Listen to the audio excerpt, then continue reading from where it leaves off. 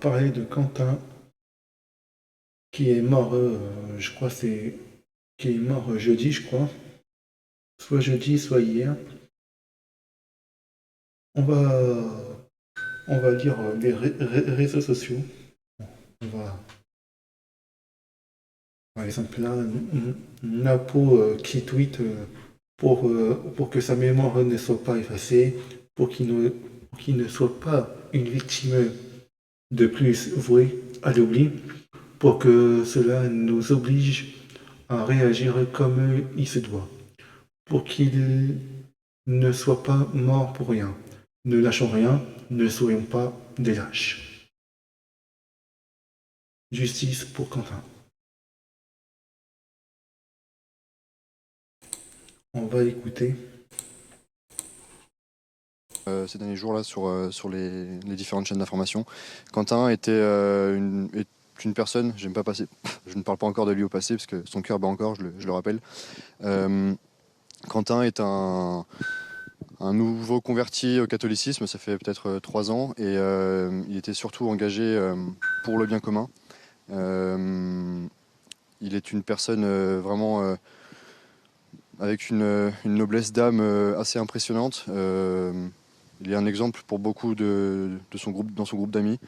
C'est une personne humble, très discrète et toujours prête à aider ses amis, ses camarades. Il n'est pas venu là pour jouer les gros bras. C'est vraiment une personne assez complète, vraiment, très spirituelle et radicale dans sa foi. Donc enfin, c'est ce qui nous, vraiment le message qu'on a envie de faire passer, c'est que c'est une personne extrêmement, extrêmement bonne et pas du tout le message que l'on voit passer dans les médias de gauche surtout.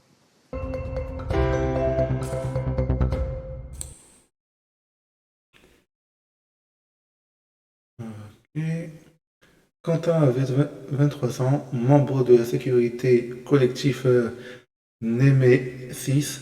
Il est décédé des suites de ses blessures après avoir été tabassé par des militants antifas à Lyon. C'est inacceptable, le pire étant ceux qui se réjouissent de la mort d'un gamin à cause de ses opinions. De ses opinions. Pensez à sa famille et ses amis. D'accord. Tiens, tiens, ici, il faut écouter, mais cette porte-parole cette porte-parole du groupuscule raciste et extrémiste, Némésis donne sa version des faits. Quant à la tragédie lyonnaise, on va regarder. Voilà.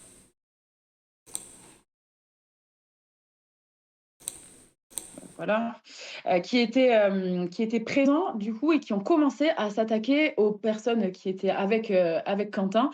Donc très rapidement, Quentin a reçu une balayette, il s'est écrasé le crâne contre le sol, puis il a été lynché à coups de pied. En fait, ce qui s'est passé, c'est qu'en rentrant chez lui, il a perdu connaissance. Donc il était accompagné d'un ami, il a perdu connaissance, il a été rapidement pris en charge et il était inconscient à 19h40.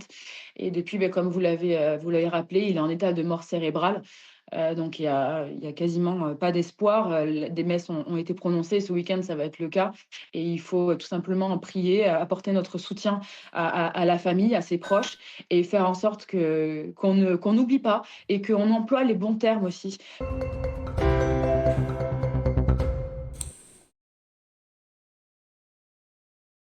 Là, je crois qu'il est mort hier, jeudi ou vendredi.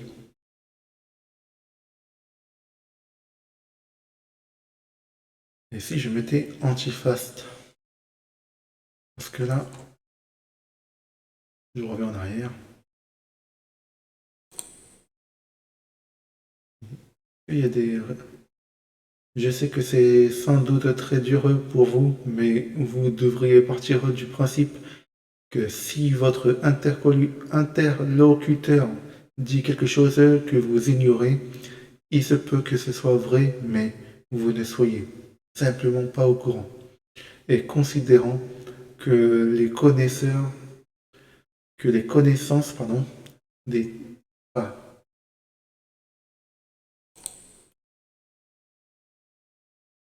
Europe 1 qui met l'article à Lyon, un jeune homme de 23 ans est entre la vie et la mort après avoir été violemment agressé en marge d'une mobilisation du collectif Némésis contre la venue de Rima Hassan à l'IEP.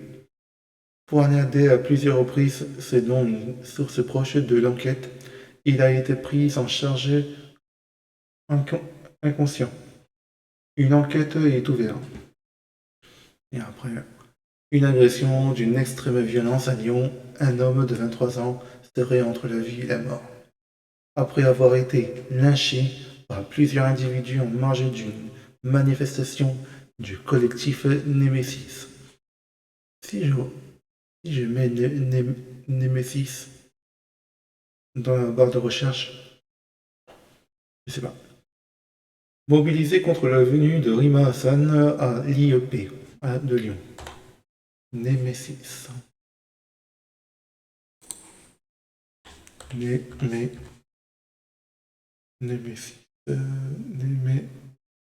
Je crois que c'est comme ça. Nemesis. Je sais même pas.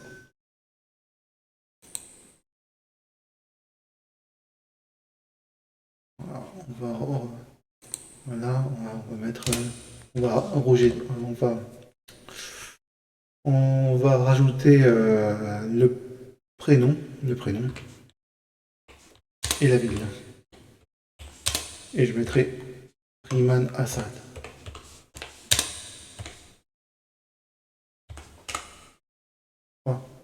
Némésis, Quentin, Lyon, Rima Hassan. D'accord. Quentin, le jeune étudiant nationaliste, grièvement blessé lors d'une agression à Lyon est mort. Le jeune homme a été frappé jeudi en marge d'un rassemblement du collectif. Ça veut dire il est mort vendredi. Non, il est mort aujourd'hui. Il est mort aujourd'hui. Parce que c'est marqué 12 minutes. Il a tweeté il a tweeté là, il y a un instant. Oui, voici les infos fiables basées sur des sources comme France 24 et Europe 1. Le 12 février 2026 à Lyon, lors d'une manif contre une conférence de Riman Hassan, LFI, à Sciences Po, une rise a éclaté entre militants de Némésis identitaire d'extrême gauche. Quentin, 23 ans. Après, voire plus, comme on dit.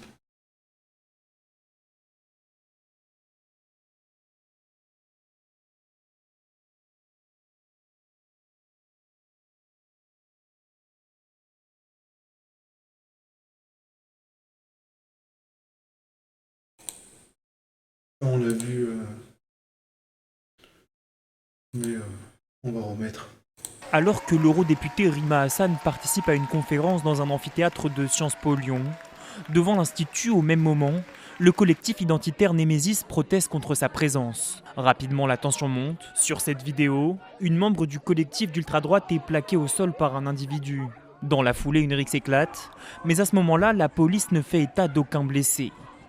Mais 2 heures plus tard, à 19h40, les forces de l'ordre reçoivent une nouvelle alerte. Les services de police étaient appelés à intervenir à la suite de la prise en charge par les secours d'un homme dont le pronostic vital était engagé et qui a été hospitalisé. Cet homme, actuellement entre la vie et la mort, s'appelle Quentin. Il a 23 ans et est étudiant en mathématiques. Sur X, Némésis affirme qu'il était là pour assurer leur sécurité et qu'il a été lynché par un groupe d'ultra-gauche. Les antifascistes l'ont fait tomber à terre et l'ont tabassé, le laissant pour mort dans la rue. Mais dans un communiqué, l'avocat du jeune homme rejette toute participation à un service d'ordre. Le jeune Quentin n'était ni agent de sécurité, ni membre d'un quelconque service d'ordre. Il a toujours défendu ses convictions de manière non violente. Hospitalisé à l'hôpital Édouard Herriot de Lyon, le pronostic vital du jeune homme est toujours engagé. Une enquête pour violence aggravée a été ouverte.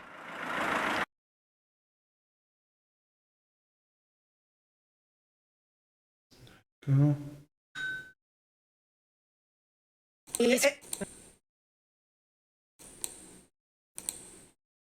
Est-ce que la police vous semble capable de contenir ces mouvements ou pas tant que ça?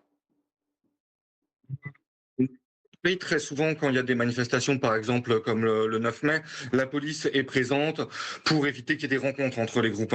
À Lyon, il y a eu beaucoup de cas où c'était beaucoup moins le cas.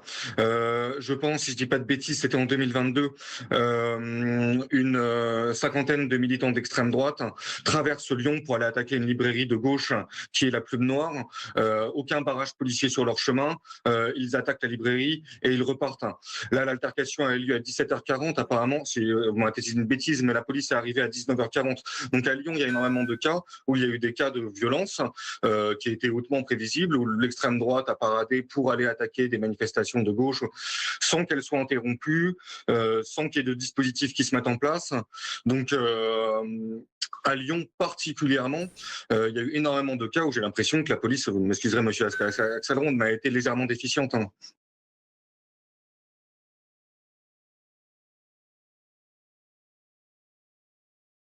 On va écouter.